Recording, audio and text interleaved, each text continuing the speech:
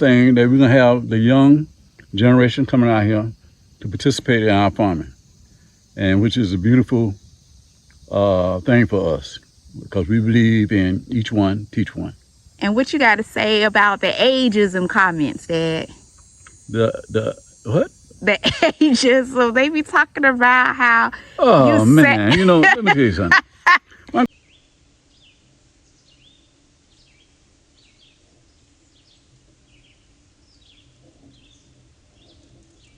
Good morning, good morning. Welcome to Tiffany's farm. Okay, we're about to show you this morning. It's hot, it's 96 degrees. But we're about to show you the garden that we designed. I give thanks to Mr. and Miss H. Got the idea from them. My idea about the netting. So let me start off with this unit right here. We bought this gate right here, this opening gate right here, this unit. We bought this from Farm Supply. As you see, you can open it and you can close it. Okay, let's stay open there. We're gonna walk around the perimeter. Okay, starting from this end right here.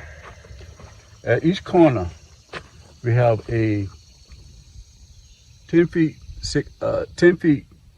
T-post, and we have 3 10 feet T-posts from this area here all the way to the end, which is 50 feet. And in the middle of it, we have another T-post. So we have 3 T-posts that help support the netting system inside the garden. And each post is 6 feet on center. And we hooked the wire up on the post. We start off with the plastic ties first. Then we came back and put the metal pieces on here to hold the fence stable. We did this all around the garden. You can see from all the way in the back right there. And I'm gonna talk about the screens. All the screens that I have set up. It helps support the netting system inside to keep the deers, the birds, and other animals from eating our crop. And I see that you have the string on the inside. All the string that you see on the inside is supporting the netting system. So we'll get to that when we walk in inside. Okay. And right here, we got our barrels, a water barrel, rain barrel. What I did it didn't cost that much. Brought 6 and 1, 2, 3, 4, 5, 6 PVC pipes, and we hooked up a top. So when it rains, the top catches the water, and the water runs into the barrel and fills the barrel up. So that saved us. This little simple setup saved us a whole lot of money. Let's walk over here.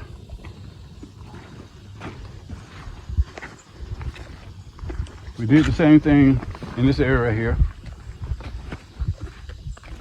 The same setup. The 6 PVC pipes, the top, and the rain barrel. These rocks right here is temporary. What we plan on doing later is put some more wire at the bottom that comes out to keep the rabbits, the coons, the possum, and the other animals from crawling on the bottom, eating up the vegetables. The benefit of us using the T-post and the wire, anytime that we get ready to decide to move the garden to another area, it won't be no problem taking the T-posts up and the fence. So this is a nice setup for the time being. And that's it for the outside. Let's walk in inside and show our viewers what we did in the inside. I'm about to take y'all into the inside of the garden. I think y'all like it a whole lot. This is our watermelon section.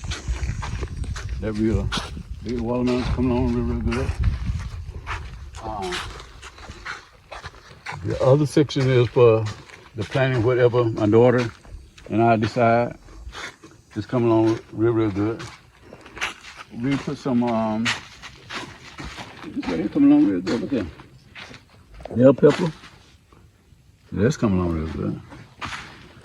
Some tomatoes. See, what we mainly doing, we seeing what really grows in this type of soil. Zucchinis are coming. You see how large it is? And they're gonna get even larger than that. You know. Then over here for the kids, we have the pumpkin. You know. And they're coming along beautiful. Okay. Over here, we have our composter set up. That'll help with the fertilization, you know, save us some money on fertilization later on. And this is our center T-post, which is 10 feet. And you can look around and see it. I'm 6 feet tall. And you can see that I can't touch the top of the netting. So it's almost like a tent. Yeah, look like a tent. So you attach the strings to the top? Yeah. Each rod, I have a line running from each rod to here. Each rod around the perimeter. Okay, I have a string attached to it. And then I put the net on top of the strings. And it turned out real beautiful. And so far we have not had any problems with birds or deer. No problem. They come up to the fence and just look. And that's it. But other people that did not put the netting up, they had problem with the deers that I know. That they have problem with the deers jumping over the fence, and them deers could jump, you know, believe me. And again, thank for Mr. and Miss H for this idea. We really appreciate it. Okay. So I think this is a very beautiful setup. What we would like for you all to do is to view our channel. We would like for you to like and subscribe. We really appreciate it very much, you know. And if you have any questions, Dad does monitor the channel too. Okay. So make sure you ask and he can respond. And another thing that we're gonna have the young generation coming out here to participate in our farming, and which is a beautiful thing for us, because we believe in each one, teach one. And what you got to say about the ageism comments, Dad? The what? The ageism. They be talking about how. Oh man, you know, let me tell you something. My grandfather, Brown and Green, that was a hard-working man, and he, in his 70s, he looked like he was 40, you know. And he always believed in working for himself, you know. And that's the type of foundation I came from, you know. I came from a hard-working family. I have a BS degree in construction management from FIU, you know, Florida International University.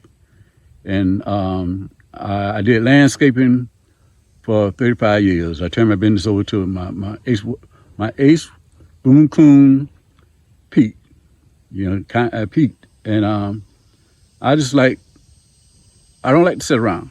I can't sit around. I can't sleep for 8 hours. You know, I always have to find something constructive to do. And I heard my daughter was telling me about some of the viewers were saying that, oh, you working your daddy, you working your daddy. My daughter cannot work me. I work myself. I thank God for a good mind. I thank God for a healthy body. I thank God for the fact that I survived a prostate cancer, you know. So what should I worry about, you know? I'm enjoying my life, you know. I think that people, I went to the doctor, my blood pressure is he said that my body setup is about in the late 40s or 50s. So I feel good about that.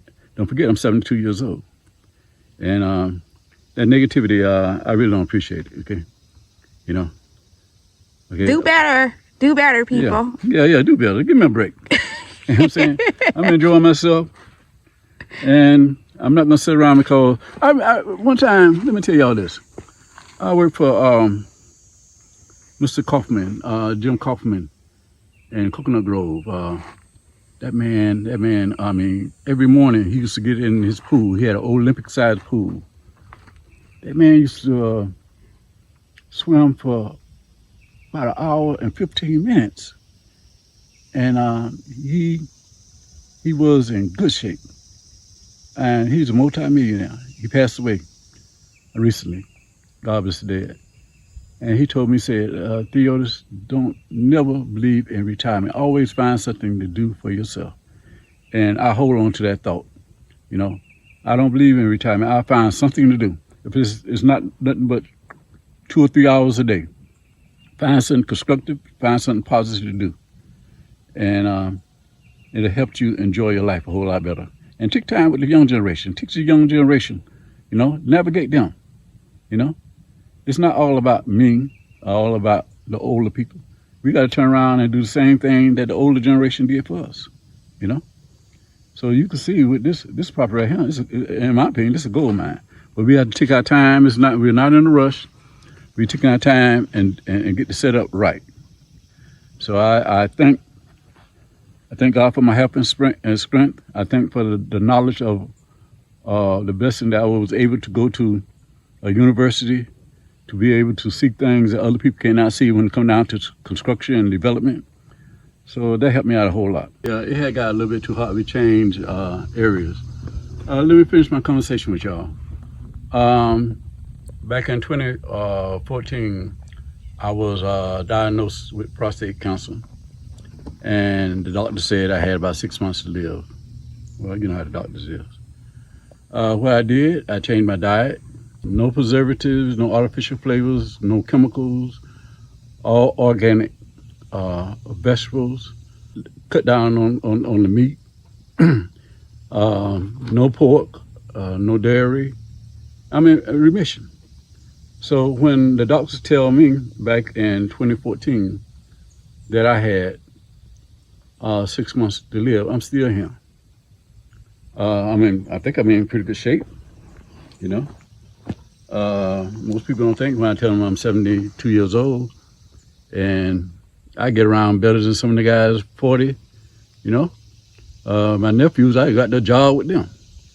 It's a blessing to be here, and I know I'm here for a purpose.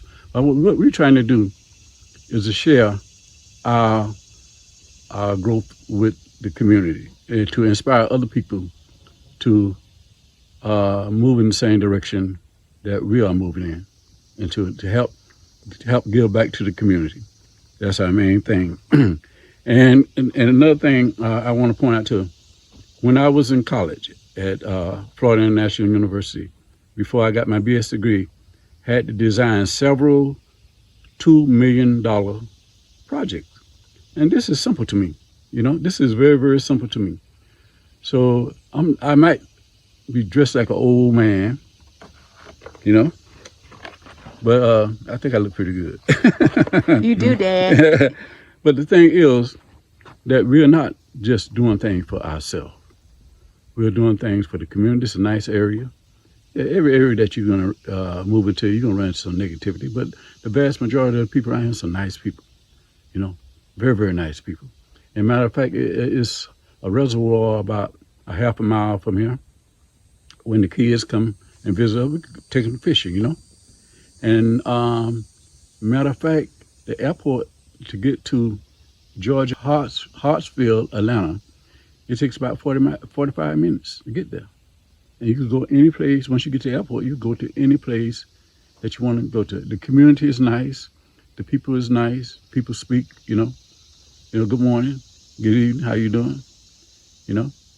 And but you're gonna have some negativity, controversy wherever you at. But getting back to the point, please do not tell my daughter that she's working me too hard. I love to work, you know. I feel that if I, back in 2014, if I didn't um, do the things that I do in my life as far as moving my body, I wouldn't have been here. Because when I had diagnosed with prostate cancer, I went through the radiation treatment and everything. They told me that my hair was supposed to fall out my head. My hair didn't fall out my head. They told me, they gave me a whole bag of pills to take, and I couldn't take all the damn pills. I just took the shot, the main shot that I needed to take, which cost about $1,500 every time they gave me a shot, you know. And my oncologist said that if I don't sweat, he said, I won't be here in no time. And thank God that I had a landscaping business that I could go out there and sweat all them chemicals that they was feeding into my body out of my body. So I am into an organic eating process. I feel 100% better. My blood pressure is like a teenage a person. So I just feel good. So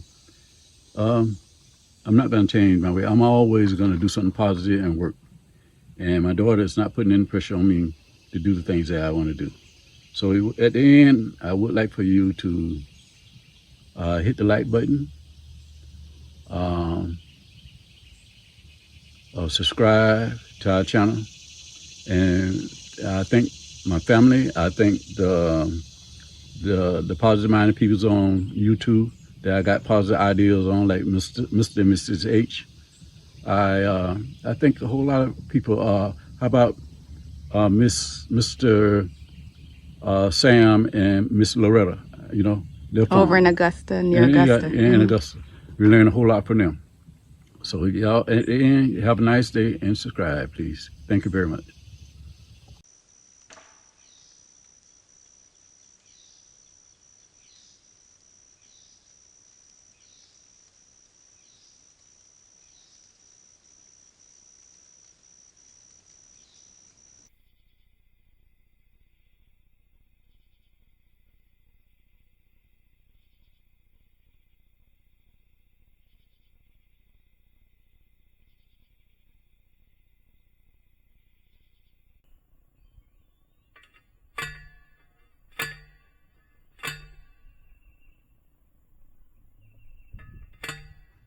A little bit more. Coming around this corner real well. Tightened. Okay. And then we got this device from Tractor Supply, and we attached the string here. Dad attached the string, and he's just slowly adjusting and pulling the fence tighter and tighter.